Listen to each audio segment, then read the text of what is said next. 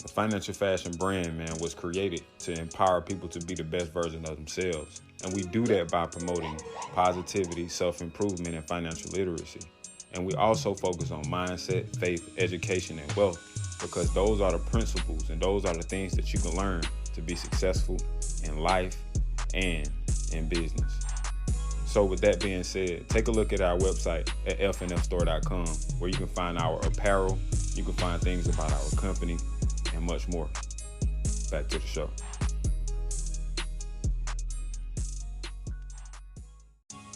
On conversation number 34, we discuss something that's important for every man to do as an individual, and that's to heal. We are all in charge of our own healing process. Tap in. You are now tuned in to We Invest Different podcast, where we have high-level conversations. I'm Mr. John Michael Best. And I'm Victor Thomas II. Let's tap in.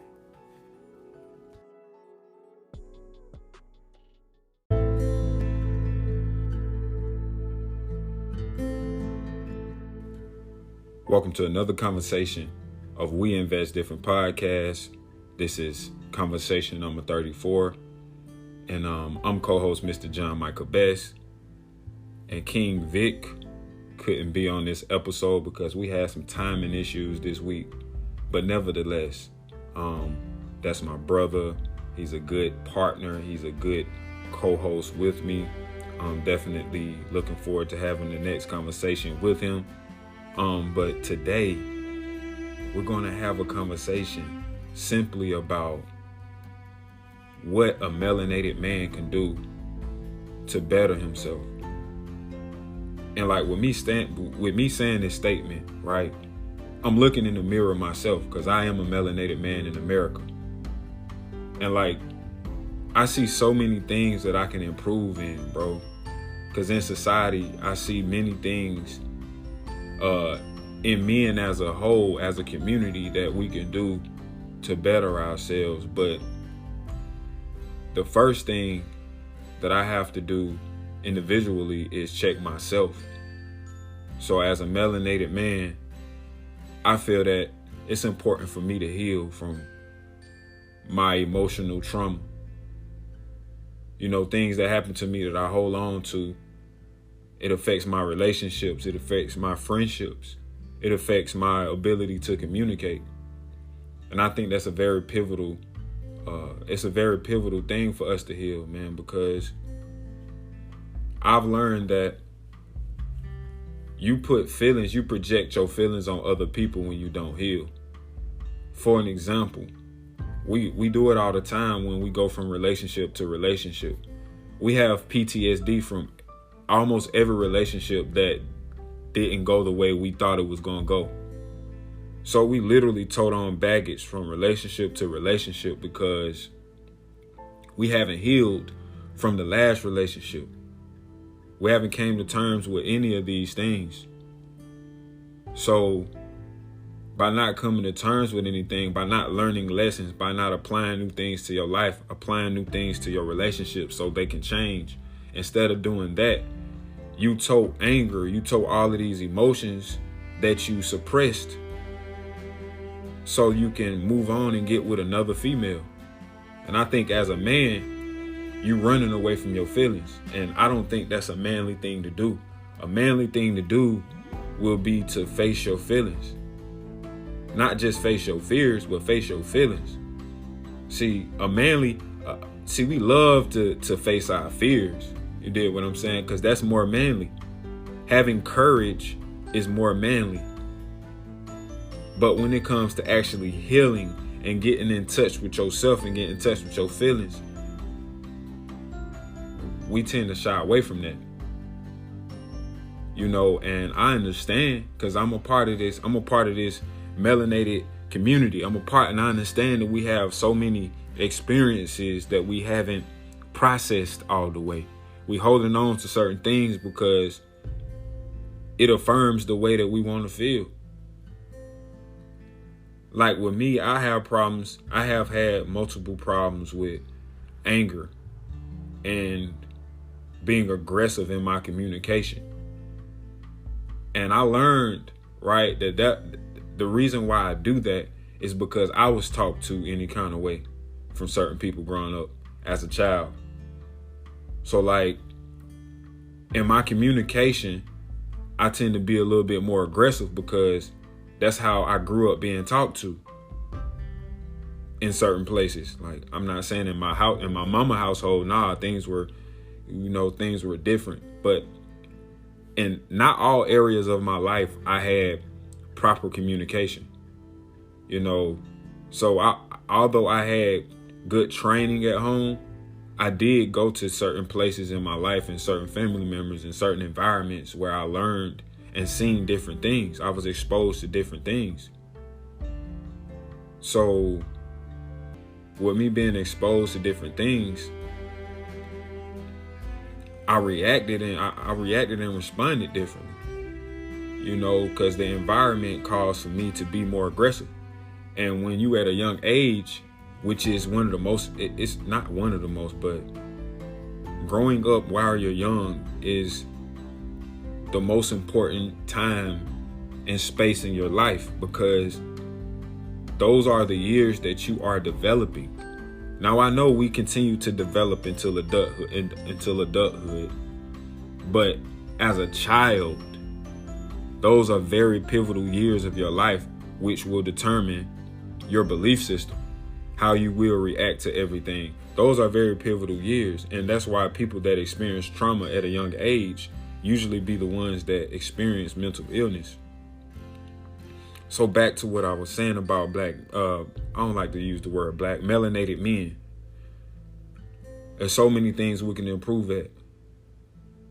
And I just feel, me personally, healing is one of the things that I have to make a priority each and every day of my life. And how do I make this a priority? This is real life. I make my mental health a priority. I make healing a priority every day by paying attention to myself and educating myself as much as I can. I'm not gonna get on here and lie and just say that I just focus on myself all day long. I don't do that. That's a lie. But what I do is I prioritize myself, because I understand that if I don't take time out to learn anything about mental health, or if I don't take time out to analyze myself, I won't get to any improvement. I won't see any productivity. I won't see any changes in my mental health in a positive way if I'm not learning about my mental health. So a key point is learning more about yourself. Every man should learn about himself, because when you know yourself, it ain't no pressure. A lot of pressure comes from not knowing yourself and you just going with the wind. You know what I'm saying? Like, you don't really have no stability in your mentality, so you ain't gonna have no stability in your behavior. Like, I've learned over time that when I'm not sure of myself, that's when I run into the most problems. But when I'm sure of myself, I have goals in mind. I move on a different type of frequency. And I think that's the difference. That's why we got to pay attention to ourselves and get to know ourselves. And that's a pivotal part of healing. That's a pivotal part of healing, creating a relationship with yourself. Because a lot of stuff that we do, it draws back to the root problem of self-hate. And we don't think highly of ourselves. So we go out here and do different types of things. We do low things because we think low of ourselves. Just think about it. If you think highly of yourself, it's going to be some things that you don't want to do. Have you ever had a friend, right, that made some changes in their life, and like, you tried to come back to them with the normal things y'all would normally go do, but they not on that no more? Like, that's growth. That's growth. And I think that happens because you start getting the stability. You start knowing yourself. You start gaining some stability. Like, okay, this is the type of person I am. And because I am this type of person, I don't rock like that. I ain't gonna do that. I ain't gonna do that. I ain't gonna do that. This is my lane. Boom, boom, bam. So you start learning more about yourself, and then you can kind of dictate what direction you want to go in. But if you don't have if you don't have nothing in mind about yourself because you haven't taken the time out, you will never do anything with your life because you're not giving time to yourself. I think that nurturing time that you have with yourself and figuring things out is very pivotal because it gives you a vision. It gives you clarity.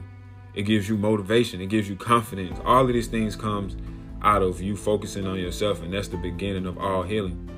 The beginning of healing is focusing on you analyzing yourself. That's the first step of any type of improvement.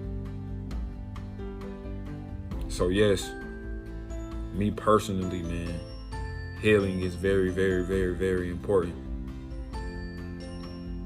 Very important. And now that I'm thinking about family, right? In terms of how men are in households, how melanated men are in households, it's very important that we get back into our households. And one of the reasons why we are out of the household is because it's a lot of systems that has been put here against us, men in particular.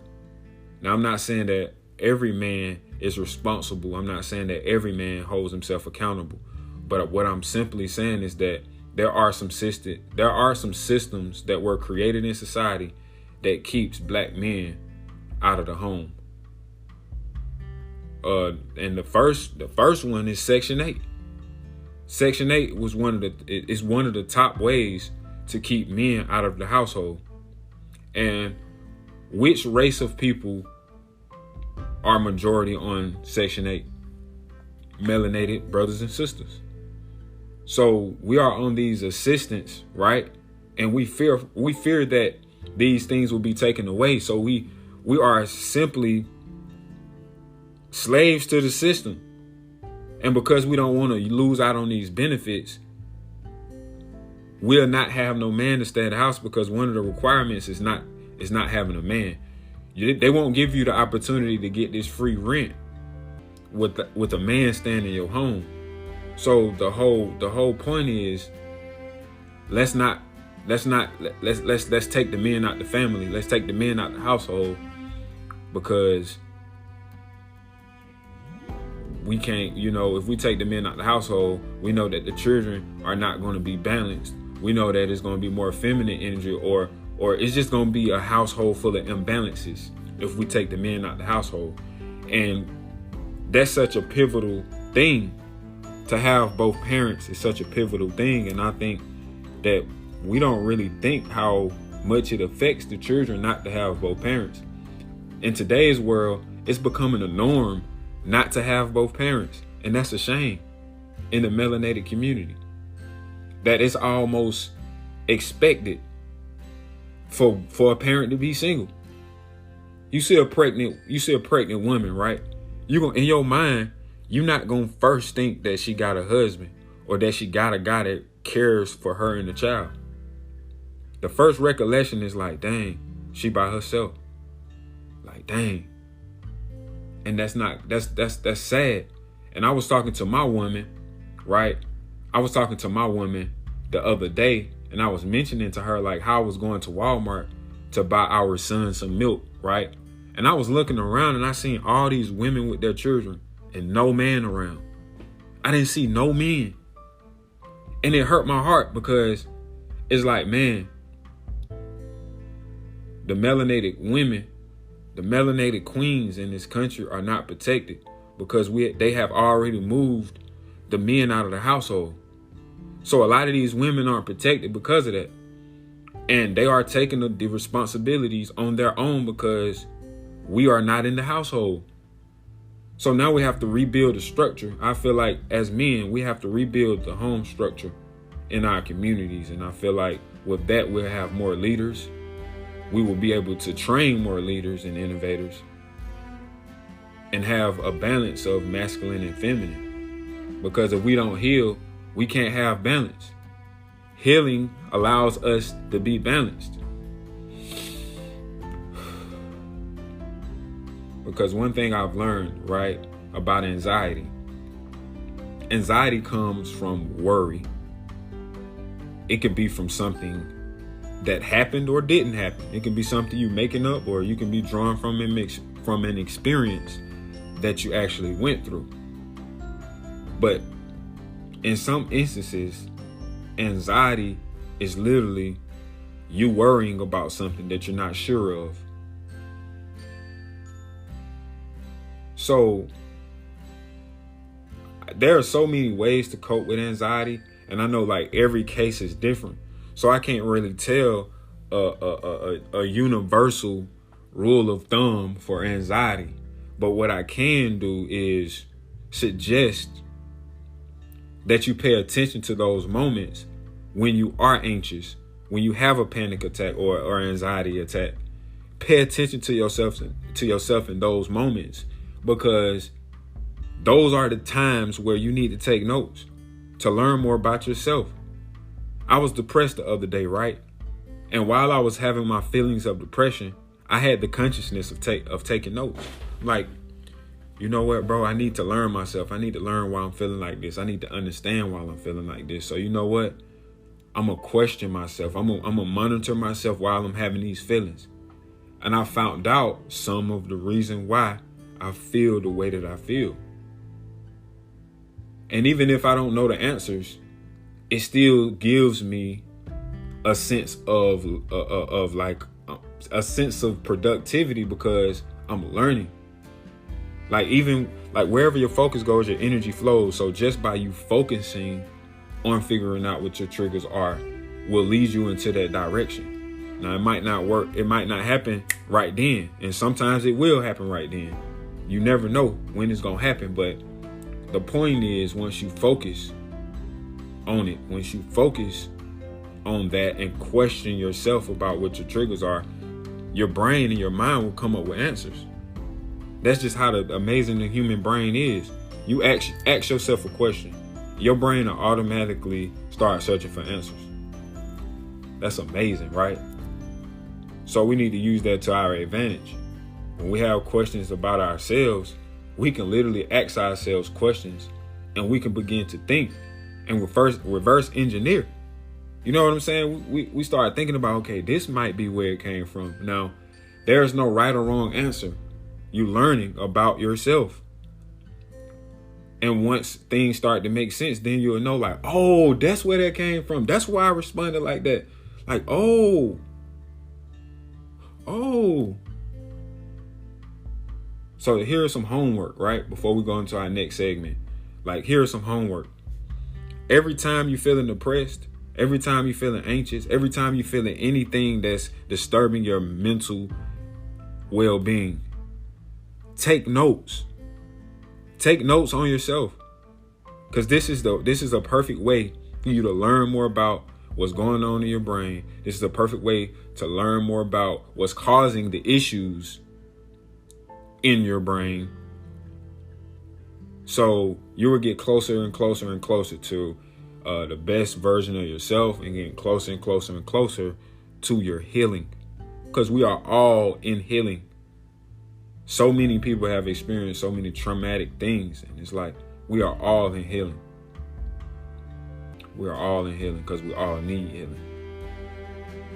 So with that being said, we're going to move on over to go to our segment of what you learned. What have I learned? One pivotal thing, right, that I learned is about the third eye in the pineal gland. And the pineal gland is so amazing, right? And I wanted to know why the world we call it the third eye. And so I did my due diligence. I did some research on the pineal gland, and I found out that it's in charge of producing and secreting melatonin in the body. But as we all know, melatonin comes from sunlight. It comes from light. So our eyes, our eyeballs, right? The parts of our eyes, the organs in our eyes have the ability to receive information from light. So like every time you enter a room, right, and there's light in the room, you're receiving messages from everything that your mind sees. You're receiving messages from everything your eyeball sees because you have light in the room. So those signals and those messages are being sent to the brain of what you see. So you're able to see the light in the room and everything in the room because of your pineal gland. Like everything registers. It goes through your eyeballs and then it goes behind that into the pineal, you know what I'm saying?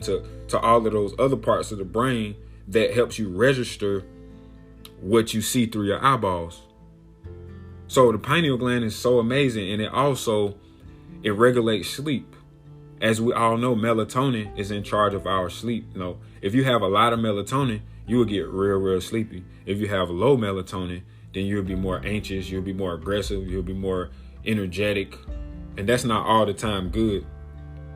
So you want to have a good balance when it comes to your melatonin, and I think that's why we call it the third eye, because it's all about balance. Because if you're not balanced out, your pineal gland is not going to do what it needs to do. It's not going to release those hormones that it needs to release for melatonin to be produced or blocked out, because the pineal gland also blocks melatonin as well, because if we receive too much melatonin, we'll fall out. You know, we'll fall out. We'll become too relaxed. We'll fall out, and our brains, like our bodies, will lose function with too much melatonin.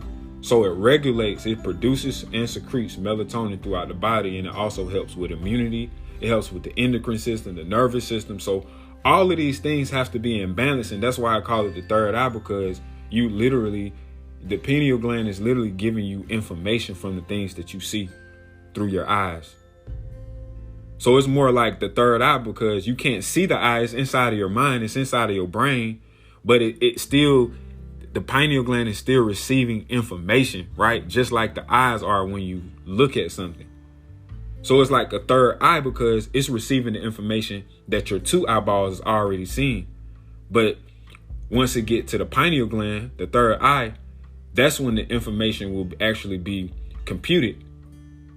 That's when the information will actually be internalized, and then you can make a decision on whatever it is that you see. You can comprehend it, right? You can make decisions, right? Like the pineal gland is in charge of all of that. It regulates that. And so that's what I learned, how important the pineal gland is. And I also learned why we call it the third eye.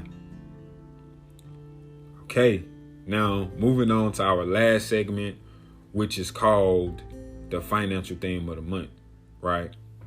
Now, as we said last week, saving and budgeting. As I said last week, man, like I'm pretty good at budgeting, because budgeting is just categorizing things so you'll know where your money is going. Like I know where my money is going. I know exactly where my money is going. Now, as far as saving, that's my problem. Like I don't like to save, because I feel like once you save, then you losing value of your money. Like if I save, I'm always saving to spend on something. Like I don't never just save and just leave it there. And that's my problem, because it's value in saving. Now, I'm not saying you should save everything. Don't save everything, because then you're going to lose value. But we all should strive to have a certain amount saved. We all should have a certain amount saved. So we have to get in the practice of putting things to the side and not touching it. I'm used to investing. Like I invest all of my income back into my business immediately. Like I rarely just have cash on hand, because I'm going to spend it. Like I'm going to spend it on something. And, sometimes, that's not the best thing. Sometimes you need to make the smartest decision. And I do think about the decisions that I'm making. I do think about the things that I'm buying. But what I'm saying is, in particular, just saving and not touching something. Like, I don't do that. And I need to get back to doing it, because I have done it in times past. But I fell off, because I started burning out. I started trying to save too much of my income. And that's another lesson. Once you try to save too much of your income, you're going to hurt yourself. So you need to stick to a certain percentage or a certain amount, a fixed amount that you know you can do, and you can still have your bills paid, everything gonna be able to be getting taken care of, etc. So that's the financial theme of the month. Financial theme of the month is saving and budgeting. Get your percentage together and stick to it. And I would love to say, man, I like to say to you guys, thank you for tuning in to We Invest Different Podcast. We want to stay consistent, and we want to continue to add value and bring different perspectives on different topics and conversations with you guys. And I think that's very valuable, because when you listen to people discuss things, you learn things, you get informed about things. And that's very powerful, because this is a world of information. And information is how you change situations, because if you're not exposed to information, you can't change any situation. If you're not exposed to information, you can't change any situation. So with that being said, thank you guys for tuning in to We Invest Different Podcast, conversation number 34. And we will be having some more guests on soon. Got to get on that. I got some planned, but we still getting things together now. So stay tuned. Share the podcast so we can grow the podcast. We love doing this, and we love adding value and serving you people. So see you guys next week for episode number 35. I'm co-host Mr. John Michael Best, and the King is out.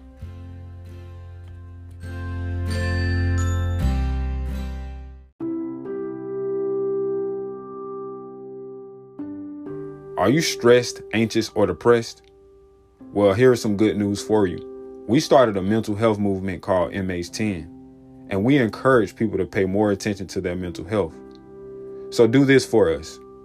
Take at least 10 minutes per day to take a walk in nature, a jog, run, or just meditation to decrease your stress, because stress is one of the leading causes of chronic physical and mental illnesses in the body. So if you want to join the movement, you can also post on social media, post your 10 minutes by using hashtag MH10 or Mental Health 10 Minutes.